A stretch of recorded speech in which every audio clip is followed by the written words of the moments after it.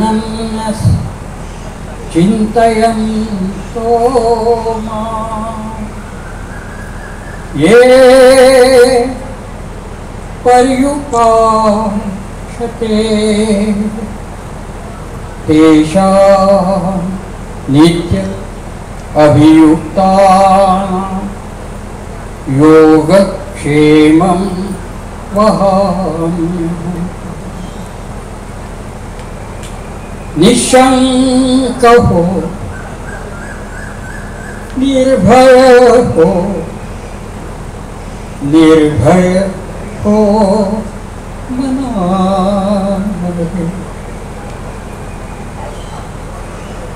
प्रचंड स्वामी पाठीशी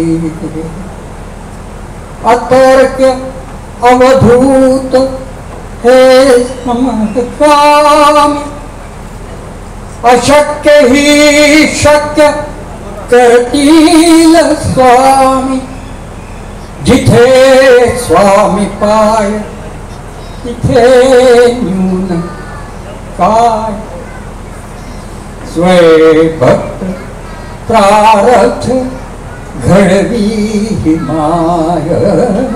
निशंक हो, निर्भय हो, निर्भय हो मना।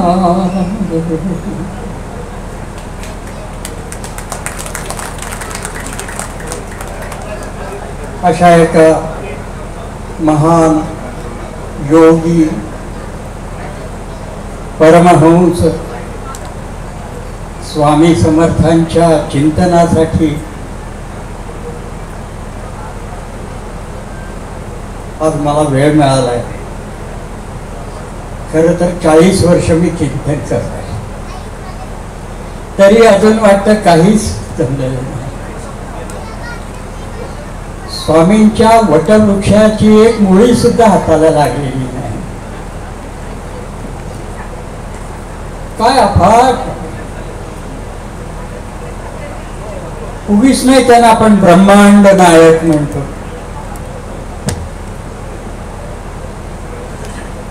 सगळ्या शक्ती, तिन्ही शक्ती एकवटलेल्या, असं एक अद्भुत अशा स्वरूपाचे आहे योगी। आणि विशेष तुम्हाला सांगू, उद्या त्यांचा प्रगट दिन आहे।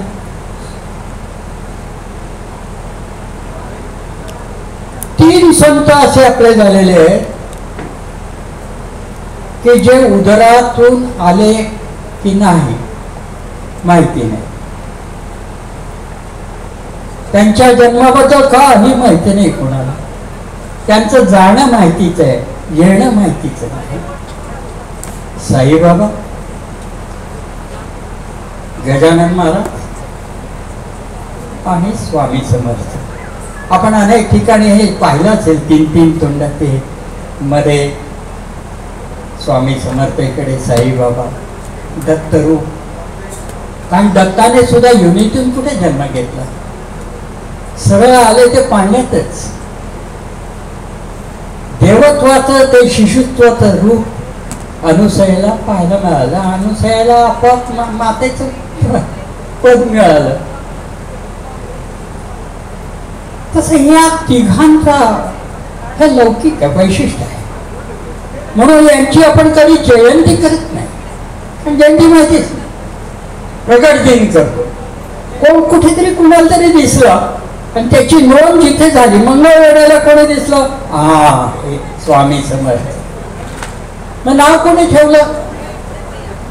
गजानन महाराजांचं नाव कोणी ठेवलं?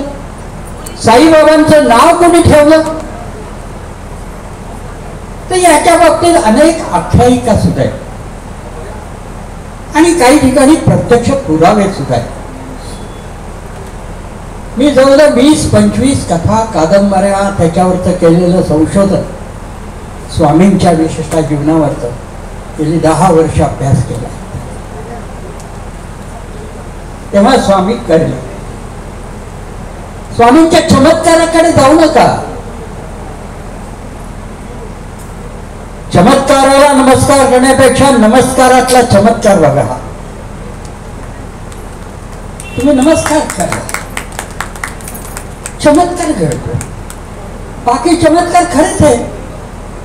ज्ञानेश्वरांनी भिंत चालवली, खोटं कोण म्हणेल, पण भिंत चालवली याकडे लक्ष देण्यापेक्षा ज्ञानेश्वरी वाचा.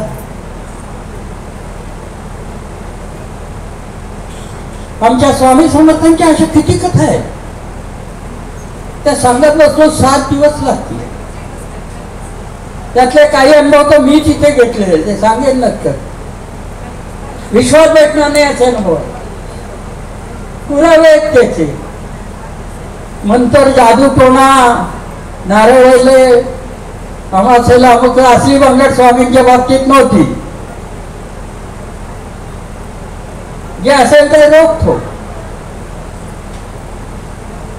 विहीर उघडी पडली आहे, पाणी नाहीये, काय करायचं ते जाऊन तिथे लघुशंका करून आले. विहीर भरून आली. नेमकं त्याच भागामध्ये अजित पवार यांची सभा होती. सभा त्यांच्यामुळे त्यांना तेच उदाहरण सुचलं त्यावेळेच्या भाषणामध्ये, आणि ते चुकून म्हणाले. सगळेजण पाणी पाणी म्हणत होते, ते म्हणाले मी काय लघुशंका करू. अरे स्वामी कुठे?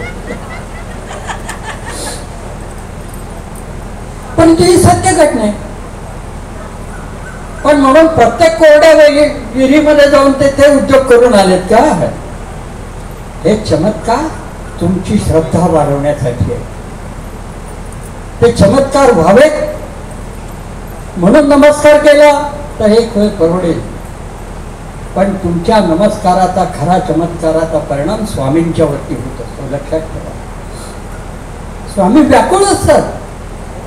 मी अनुभवला खूप वेळा, प्रौढी म्हणून नाही सांगत. व्याकुळ असतात भेटायला. तर मग आपल्याला सुचत नाही काय बोलावं त्यांच्याशी, काय करावं. आता शब्द फुटत नाही, घाम फुटतो सगळं अंगाला. अर्जुनाने एकदा श्रीकृष्णाला विचारलं तर मला तुझं खरं रूप बघायचंय. श्रीकृष्ण मला झेपायचं नाही तुला. मग श्रीकृष्णाने त्याला दिव्य चक्षु दिले, चक्षु. आणि तेव्हा अर्जुनाला पहिल्यांदा ते रूप, विश्वरूप पाहिलं. असं रूप होतो की अर्जुन बेशुद्ध पडला. त्या एका ठिकाणी असं वर्णन आहे की अर्जुनाचे 2 डोळे ढग झाले. झेपेच ना. श्रीकृष्णाने आधीच सांगितलं तुला झेपणार नाही. त्याची ती अवस्था अर्जुनाची, तर आमच्या सारख्यांची काय अवस्था झाली असेल. आम्ही ढगातून सर्व खालीच. स्वामी हा काही विनोदाचा विषय नाही. हा चौकात भाजी घेता घेता बोलण्याचा विषय नाही. हा श्रद्धेचा विषय. आणि इतर संतांची मी तुलना करू इच्छित नाही. पण मला काय स्वामी अधिक जवळचे वाटले, मला नेमकं लक्षात आलं की स्वामींनी जीवनामध्ये सर्वात आवश्यक काय ते ओळखलं. काय? पहिली गोष्ट आपल्या अनुभवाला येते ती भीती. बाळ जन्माला आलं की रडतं, ते कशामुळं? भीती. का भीती? आतमध्ये छान सोय होती, ती सोय बंद झाली. आपल्यालाच आता श्वास घ्यायचे, आपल्याला दूध प्यायचे, आणि त्याच्यामुळे ते हातपाय झाडायला लागतं. आधी असं बसलेलं असणार, हातपाय झाडतं. आपल्याला वाटतं पोरगं खेळते, काय खेळत नाही, ते मोकळं होतं थोडस. त्याला ती भीती असते. ती भीती घालवण्याचं पहिलं काम त्याची आई करते. आईने पुन्हा जवळ घेतलं की मग ती सगळी भीती जाते. आरोग्यशास्त्रामध्ये बेंबीला सर्वात जास्त महत्त्व आहे, लक्षात ठेवा. मोठे मोठे आजार बेंबीवरती ट्रीटमेंट दिली ते बरे होतात. नाळ कापली जाते, त्यानंतर आयुष्य वेगळं असतं. नाळेशी जोडलेलं असतं तेव्हा आयुष्य वेगळं असतं. आमचे कोमचे गुरुजी त्या बेंबीवरती नाणं ठेवायचे, त्याच्यावरती कापूर लावायचे, तो कापूर जाळायचे. ते गरम झाले की वरच्या बाजूने ग्लास ठेवायचा आणि ग्लास फिरवायचा. सगळे पोटातले आजार घेऊन. आपली हिंमत आहे का असं करून घ्यायची? असले हे अगोरी नाही, पण वसुली माझ्या डोळ्यासमोर पोंक्षे करण्याची अनेकांना पोंक्षे काका माहिती असते. पारिजात बनात राहत होते. 4000 मंत्र तोंडपाठ होते. पण तू त्याने मंत्राचा माझे ते मंत्र गुरु माझे मी दीक्षित अनुग्रह घेतला माधवनाथ त्यांच्याकडे. आणि आता सगळा आर पार झालं तू फक्त स्वामी समर्थांना. स्वामी समर्थाने भीती घालवायचं. बाळाची पहिली भीती आईने घालवली. मला स्वामी आमच्या आईच आहे. माऊली म्हणतो आपण स्वामीनं, बाप नाही म्हणत. माऊलीकडे ती कला आहे. स्वामीची आई आहे ती स्वामी माझी. आईची पोरगं कसं हट्ट करतात. काय काय वेळेला आई इतकी चिडते ना पोराने त्रास दिला की कुठल्या मुहूर्तावर जन्माला आला त्या हट्ट मरत. एखाद्या वेळेला चुकून शब्द वाईट तोंडातून जा का तर मरत का नाही. पण ते पोरग इतकं शहाणं असतं तुम्हाला सांगतो. ते पोरग एका क्षणात आईला माफ करून टाकतं. कारण मुलाला कळतं तितक्या लहान वयामध्ये सुद्धा की आईला एवढंच म्हणायचं आहे की तू चांगला जगत का नाही.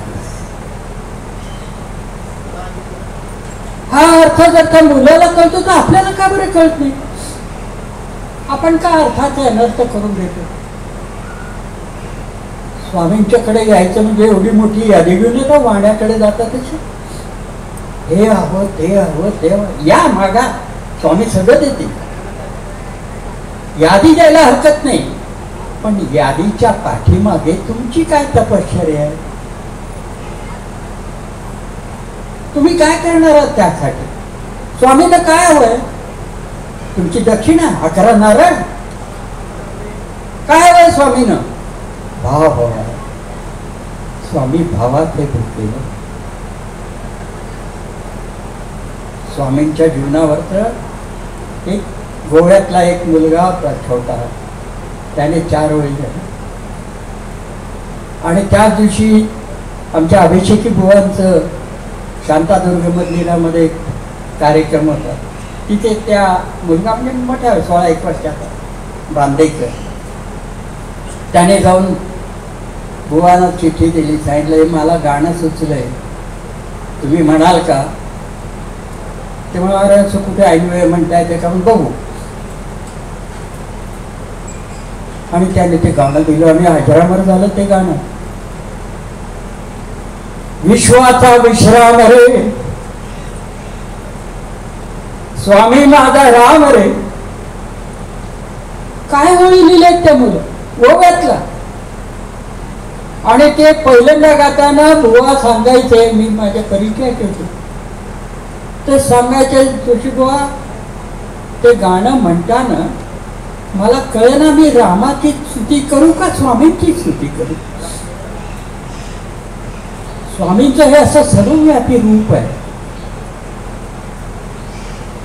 स्वामींनी म्हणून भिवू नकोस याबद्दल जसं सांगितलं. दुसरी महत्वाची सूचना काय केली. निशंक हो. आम्हाला प्रचंड शंका. स्वामींच्या इथे हात जोडताना सुद्धा आपली चप्पल तिथे नीट राहणार आहे का नाही तिकडे निम्म लक्ष. सुदैवाने आमच्या मठात तसं होत नाही.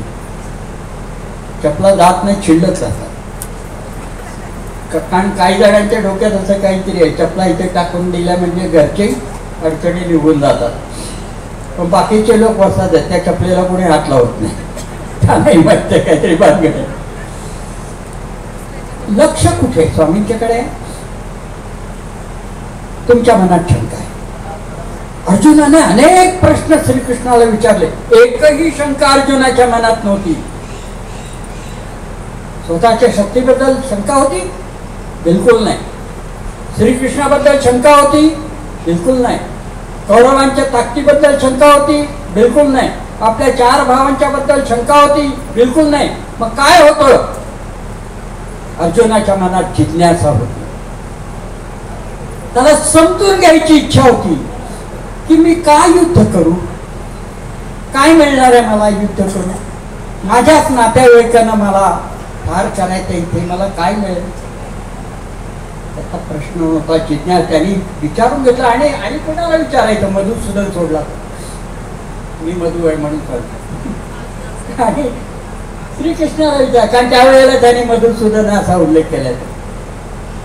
आणि सांग मला ती जिज्ञासा, आमच्याकडे जिज्ञासा आहे का शंका आहे?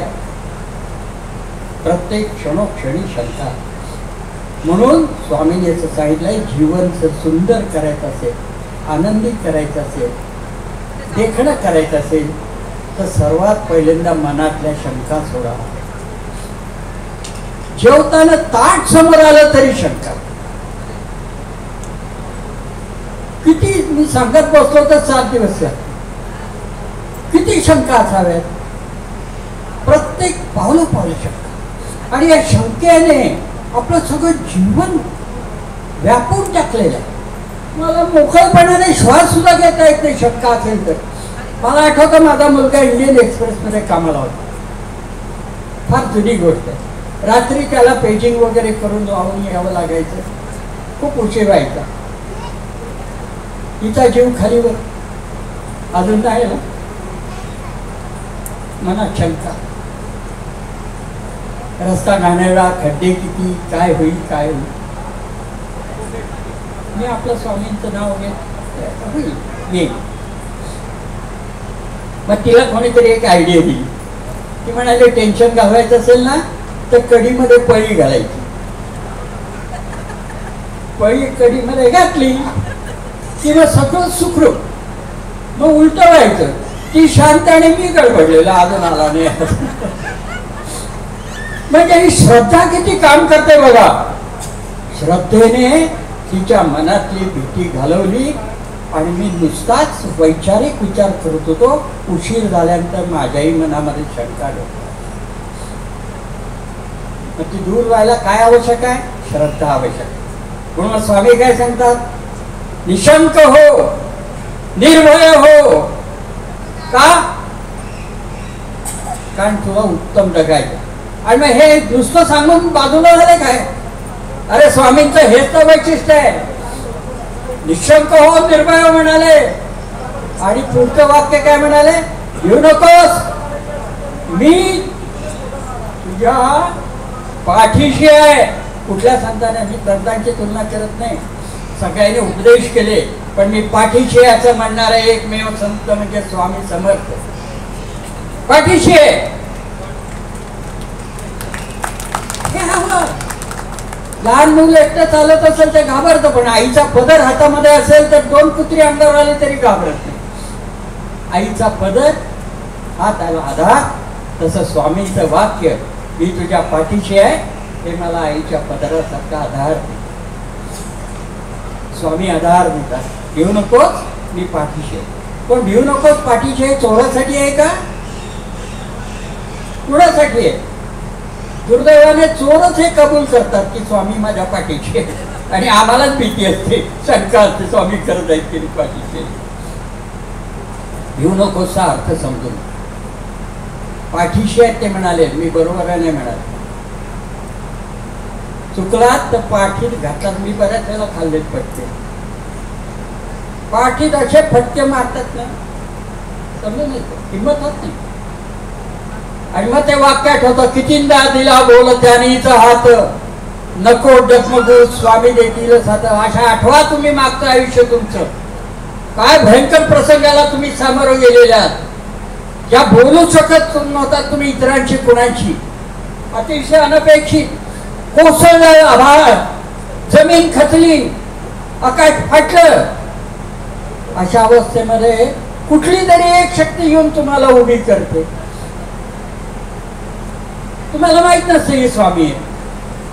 ती शक्ती तुम्हाला उभी करते आणि परत तुम्ही उभे राहता. आमच्या मठातली एक गोष्ट सांगतो, 2-3 उदाहरणं देतो. सत्य उदाहरणं सांगतो. म्हणजे मी स्वतः, मी त्यातला एक पार्टनर आहे. या ठिकाणी 1999 नाही 2000 साली मी नेहमीप्रमाणे मठात आलो होतो. एवढं सजवलेलं तेव्हा मठ नव्हता, साधा होता. स्वामींच्या समोर हात जोडले. कुठून तरी मला मेसेज आला की अरे बाजूला गणपतीच्या तिथे एक मुलगी रडते.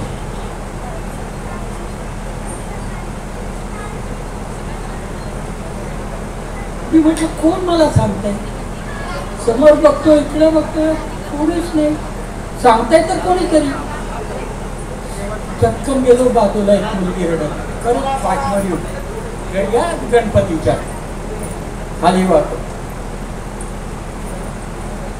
आणि स्वामींची आज्ञा असल्यामुळे मी जाऊन सरळ तिच्या पाठीवर हात ठेवला.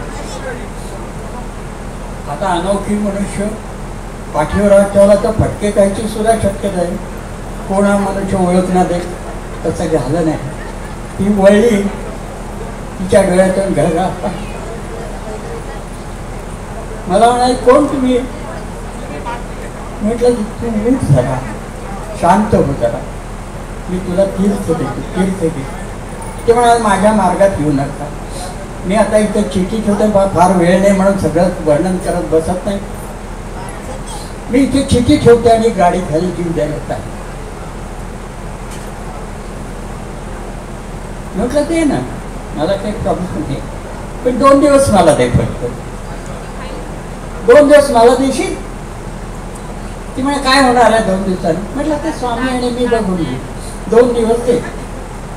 आणि त्या मुलीने इकडे करायचं, मी नाव सर देऊन कुणाचं एक्सपोज करू इच्छित नाही, तर कुणाचा माझ्यावर विश्वासच बसणार नाही. 2 दिवसानंतर ती आली, शांत झाली होती. ज्या कारणासाठी तिला जीव द्यायची इच्छा झाली होती त्या कारणाचं मूळ जवळपास संपलं होतं. आणि तुम्हाला सांगतो, स्वामींच्या समोर तर ती डसा रडलीच, पण माझे दोन्ही पाय ती सोडत नव्हते.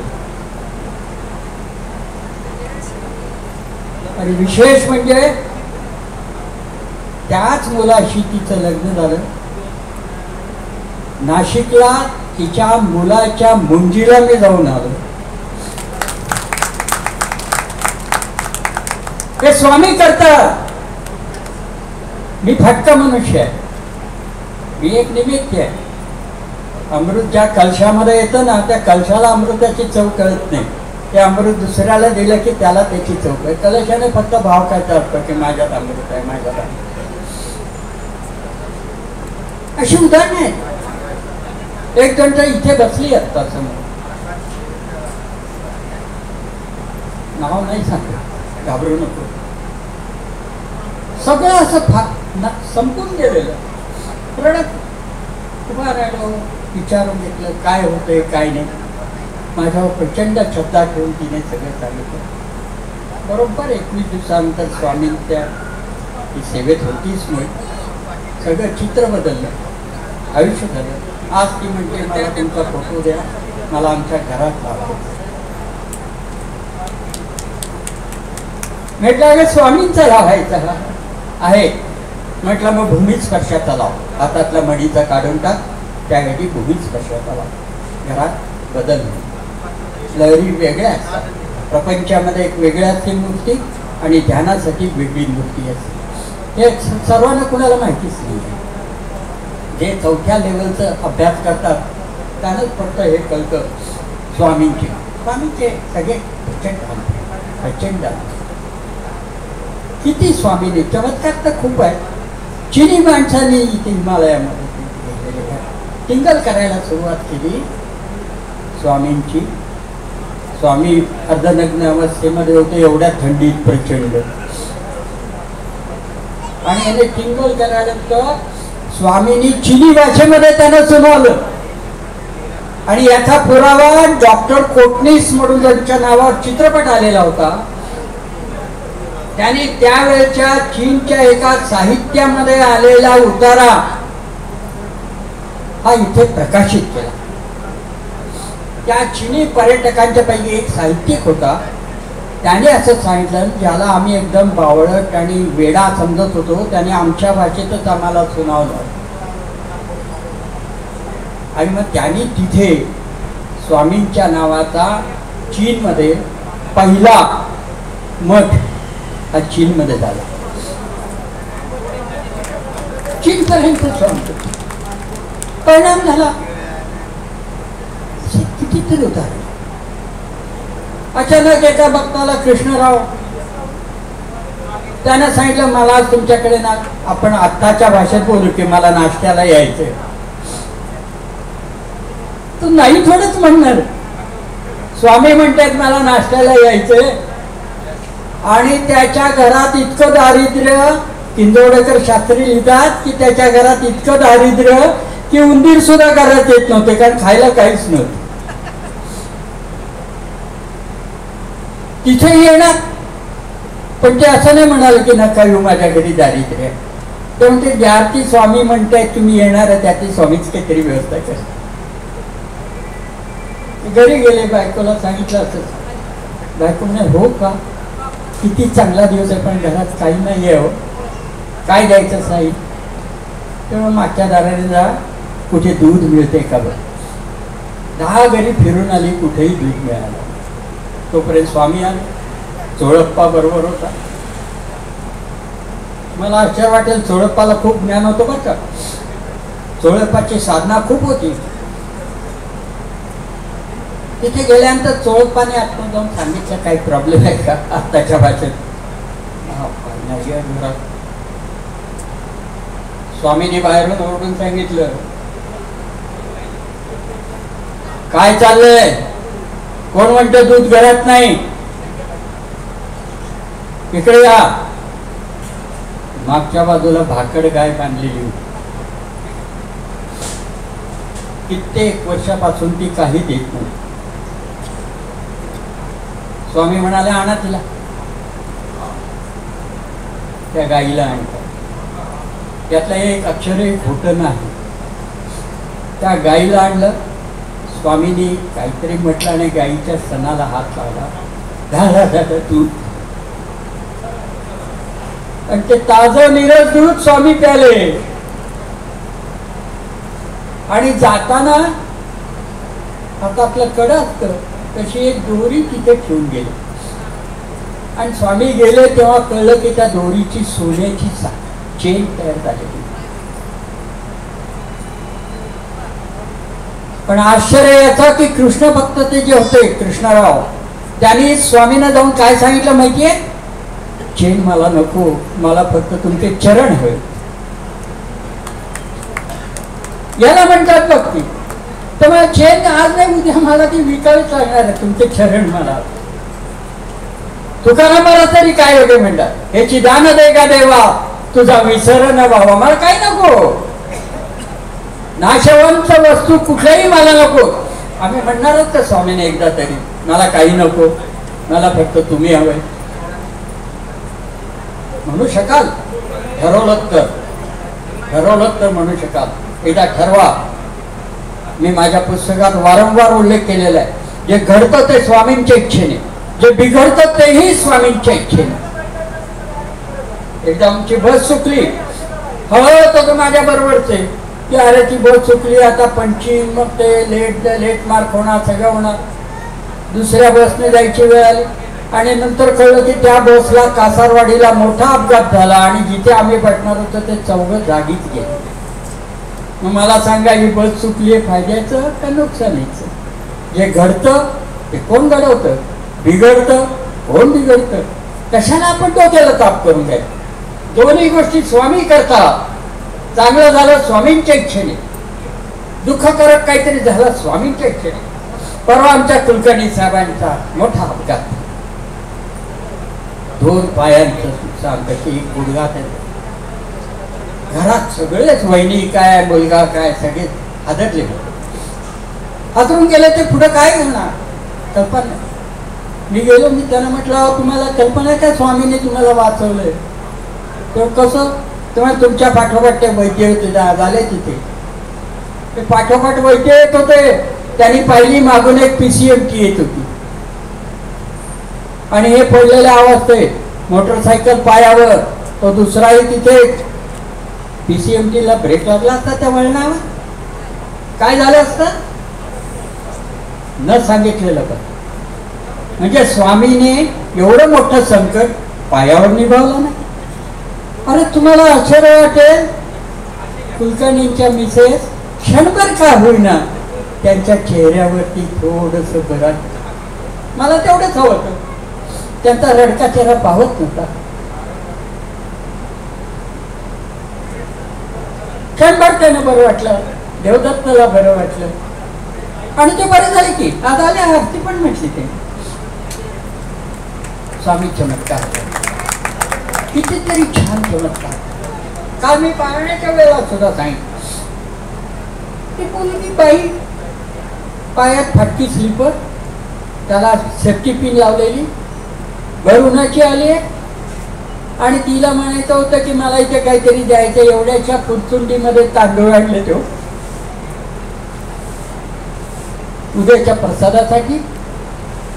तिला भीती वाटत होती कोणी घेईल की नाही. मी पाहिलं, तिला आणलं. इथेच आपले दिनेशजी होते, त्याने सांगितलं अरे हे तांदूळ नाही, हे सुदाम्याचे पोहे, हे सगळ्या तांदूळात मिसळ, पुण्य लागेल सर्वांना. एवढी भक्ती आपली आहे का? असे स्वामी आपल्याला मिळाले. गेल्या आठवड्यातल्या गोष्ट सांगतो, संपवतो, मला वेळ फार नाही. बोलायला लागलो तर भागवतासारखा सप्ताह मला करावा. स्वामी संपणार नाही, मीही संपणार. गेल्या आठवड्यात एक खूप स्वामींचं करणारे घरातले सगळे इतका वैतागलेली, इतकी वैताग, सगळं काहीच होत नव्हतं घरात. मुलाचे हाल, मुलीचं ठरलेलं लग्न मोडलेलं, नवऱ्याचे पेमेंट येत नव्हतं, बँकेचं कर्ज थकल्यामुळे घराला नोटीस आली होती. सगळी संकट एकत्र आली. निमित्त येणार पाहिजे. संपला आता माझं पेशन्स. हे सगळा फोटो बिटो फोडून मी सगळं आणून टाके, कुठे विसर्जन करायचं मला सांगा. इतका संताप. मी तुला म्हटलं अगं एवढंच ना, मग फोडतेच वगैरे कशाला, फोटो मला दे ना. अरे स्वामी मला जर इतके सांभाळताय तर स्वामींचा मी एक फोटो नको का सांभाळेल. त्या एका वाक्याचा परिणाम इतका झाला, ती रडली. इथे मठात आली. मठात येऊन एक 10 दिवसापूर्वी आणि परवा उत्सवाला आल्यानंतर म्हणाले काका धन्य आहे तुमची, आम्हाला कर्जाची 4 महिन्याची मुदतवाढ मिळाली. मुलीला ज्यांनी एक डाक काहीतरी आहे म्हणून नकार दिला होता ते परत आले. परत येऊन त्यांनी मुलीला अप्रूव्ह केलेलं आहे. मुलीचं लग्नही आता होतंय. चमत्कार कोण करते? श्रद्धा ठेवा, जिद्द ठेवा, संकट येतील. आणि शेवटची 2 फक्त तुम्हाला वयाचा फायदा घेऊन सल्ला देतो. या आधारावरती आपलं उरलेलं जीवन जगा. एक म्हणजे शक्यतो क्षमा करा, भांडत बसू नका. आपली चूक असेल तर क्षमा लगेच मागा. दुसऱ्याची चूक असेल क्षमा करून टाका.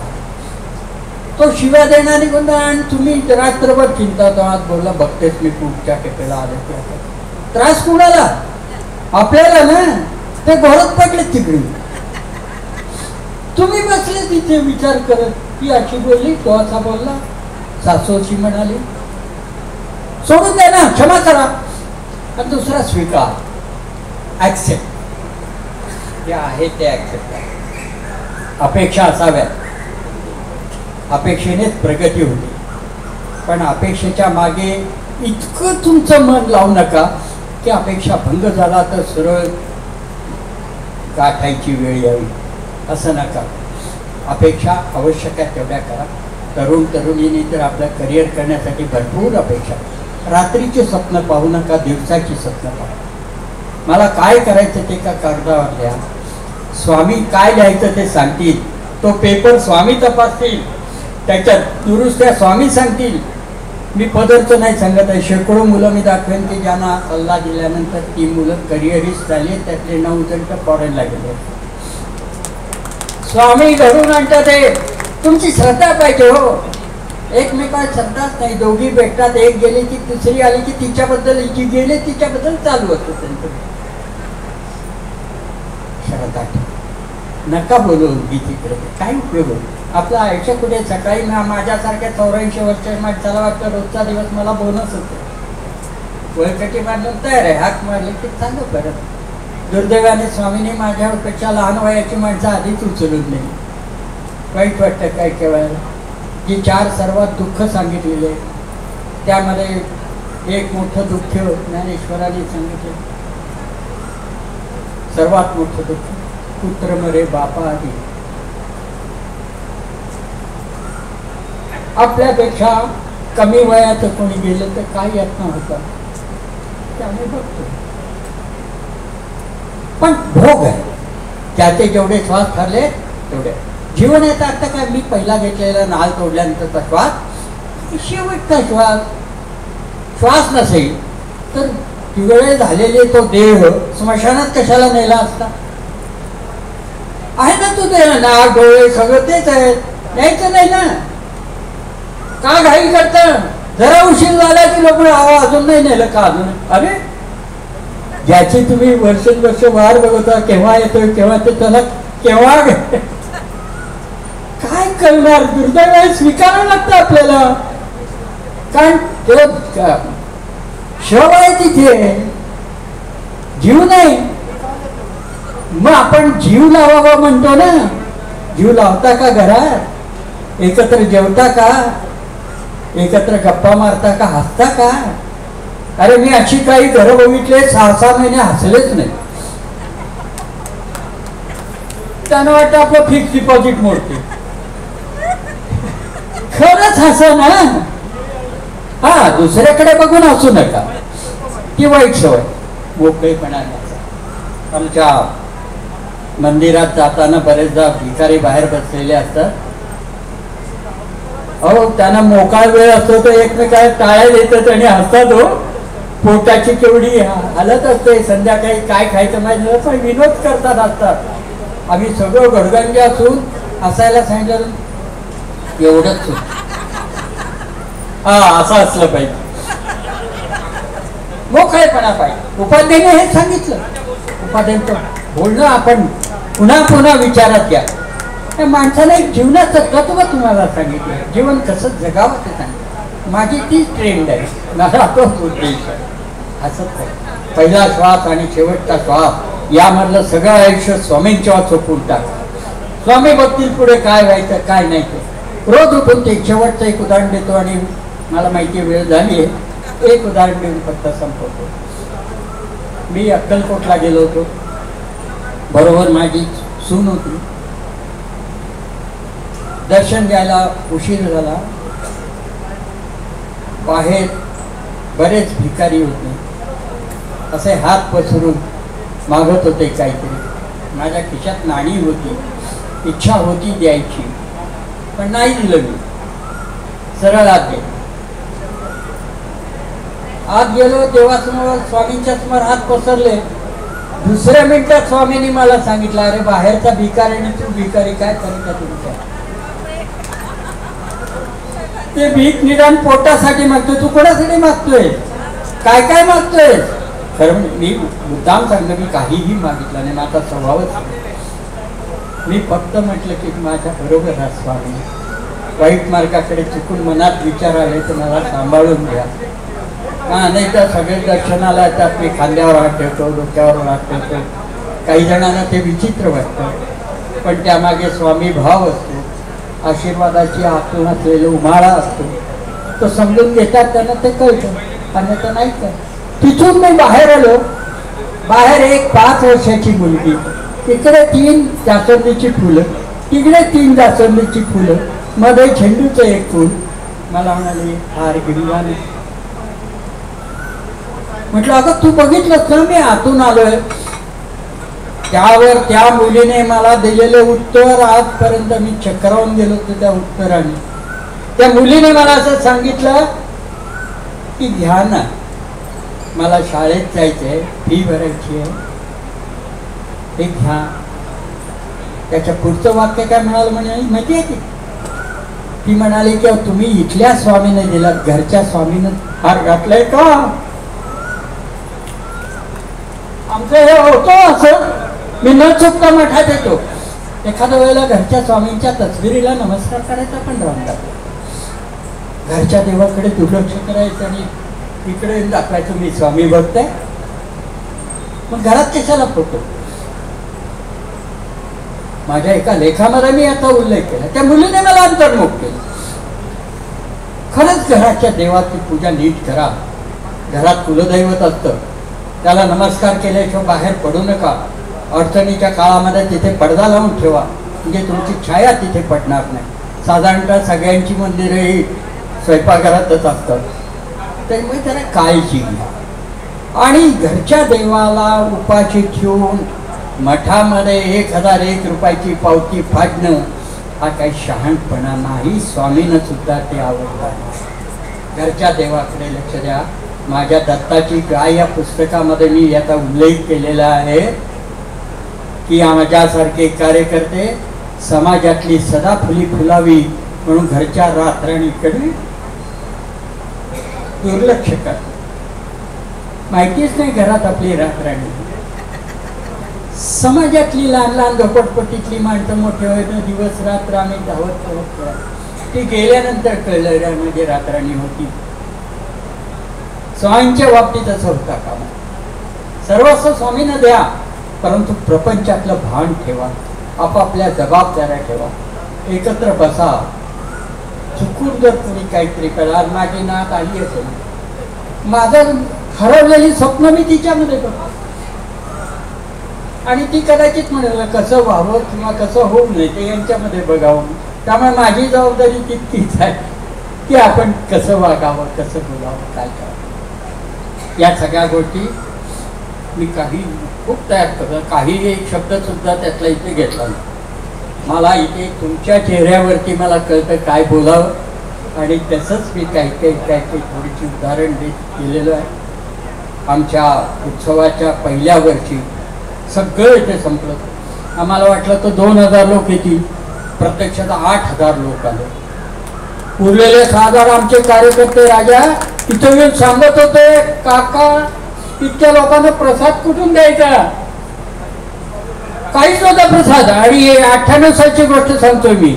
प्रसाद नव्हता. तेव्हा अशी दुकानं उपलब्ध नव्हती पटकन काहीतरी मिळेल. कार्यकर्ते अस्वस्थ, वाडेकर, आमचे भट साहेब, ढवळीकर, सगळी मंडळी असं होतं. काय करणार? एक दोघांनी तर कारता पाय घेतला, मागची मारामारी झाली तर काय करा, प्रसादच नाही काही द्यायला. त्याच वेळेला एक गृहस्थ इथे गेट बंद होतो, तिथून कार्यकर्त्यांना ढकलून रिक्षा घेऊन आत आला. सिंधी मनुष्य होता. रिक्षामध्ये एक पोतं भरलेले होते. इथे समोर चारुदत्त आफळेंचं कीर्तन चालत. तो आत आला, इथपर्यंत आला. एवढा मोठा मंडप नव्हता, छोटा होता. आणि म्हणाला मधु जोशी किती आहे. सगळ्यांना वाटलं काहीतरी भांडण झालेलं दिसते किती. मग एक दोघांनी सांगितलं मला येऊन, ते कोणीतरी म्हटलं पाठवतो. तो म्हणाले आप मधु जोशी हो क्या? मेरे माँ को सताया तुमने? कब से मेरी माँ कह रही है कि बूंदी उठाओ और मठ में देखे आओ. कल्पना करा, सिंधी मनुष्य एक पोतावर बुंदी तरी माझे साक्षीदार आहेत त्यावेळेचे अजून इथे. ती बुंदी इथे आणली. तेव्हा मी म्हटलं त्यांच्या कीर्तनात बासुंदी आहे आणि इथे बुंदी आहे. आता आमची काळजी मिटली. उरलेल्या सगळ्यांना बुंदी मिळाली. स्वामी हा चमत्कार करता. श्रद्धा असू द्या आणि खोटेपणा नको अंगामध्ये. जे आहे ते सगळं खरं खरं कबूल करा, क्षमा करा, स्वीकार करा. इथे मला ही सगळी मंडळी, ही अशी जी मंडळी आहेत ना, काय छान छान मेसेज पाठवतात, काय काय छान छान सांगतात. सगळे आडेत सांगतात. काही वेळेला रडू येतं, पण रडणं चांगलं नाही. या वयामध्ये उमाळा येतो, मग थांबावं लागतं. पण आपल्या सर्वांच्या पाठीमागे फक्त एक सांगतो, महेश गुरुजी आल्यापासून आमच्या या मठामध्ये एक पावित्र्य वाटतं. काय कार्यक्रम, तो धार्मिक कार्यक्रम. तसंच आमचे अध्यक्ष, ताकद मिळाली. दीपक एकटा पडत होता, दीपकला ताकद मिळाली. त्यामुळे मठामध्ये बाकीच्या जे काही टेन्शन होतं ते सगळं गेलं आमच्या या चिंचवड्यांच्यामुळे. सगळं छानपैकी आरामात आता चाललेलं आहे. अर्थ लक्षात आला असेल सर्वांनी. परंतु हा आनंद आपण सगळेजण घेऊया. अधिकाधिक संख्येमध्ये आपण सगळ्यांनी सहभागी व्हा. उद्याचा दिवस खूप मोलाचा आहे. प्रकट दिन आहे. प्रगट झाले ते स्वामी पहिल्यांदा कोणी म्हणतात मंगळवेढा पाहिले, कोणी म्हणतात पंढरपूरला पाहिले. मंगळवेढ्याला पाहिल्याचे पुरावे 99% अधिक आहेत. त्यामुळे तिथेच ते पहिले दिसले असं दिसतंय. आणि शेवटची त्यांची फेरी झाली ती गिरगावच्या शेवटच्या त्या जो मठ झाला नानांचा, त्या मठामध्ये शेवटची त्यांची फेरी झाल्याचा उल्लेख आहे अनेक पुस्तकामधून. असे स्वामी त्यांचे आपण दास मी माझ्या पहिल्याच काव्यामध्ये म्हटलं होतं, तेव्हा मला स्वामी ठाऊक नव्हतं. सहज दर्शनाला आलो स्वामीदास होऊन गेले. हरी प्राणांचा वेगळा होत राहिला पाहिजे. आपल्या सर्वांच्या परिचयाचे ज्येष्ठ विचारवंत आमचे सर्वांचे मार्ग